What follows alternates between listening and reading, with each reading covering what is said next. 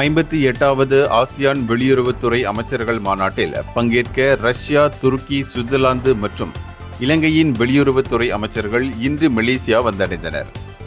ரஷ்ய அமைச்சர் Sergey Lavrov துட்மம் விமான தளத்தில் காலை 8:27 மணிக்கு வரவேற்கப்பட்டார். அவர் ஆசியான் ரஷ்யா பிந்தைய மாநாடு மற்றும் ARF கூட்டத்தில் பங்கேற்பார். துருக்கியின் ஹகான் பிடான், சுவிட்சர்லாந்தின் இக்னோசியா காசிச் மற்றும் இலங்கையின் விஜித ஹெரத் உள்ளிட்டவர்கள் அதிகாலையிலேயே கோலாலம்பூர் அனைத்துலக விமான நிலையத்தில் வந்தடைந்தனர். மலேசியா தலைமையில் நடைபெறும் 58வது ஆசியான் வெளியுறவுத்துறை அமைச்சர்கள் மாநாடு ஜூலை 8 முதல் 11 வரை KLCCயில் நடைபெற்று வருகிறது.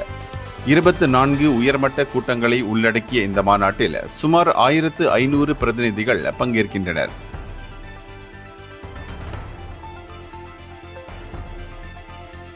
இந்தியர்களின் இதய குரல் மக்களோசை.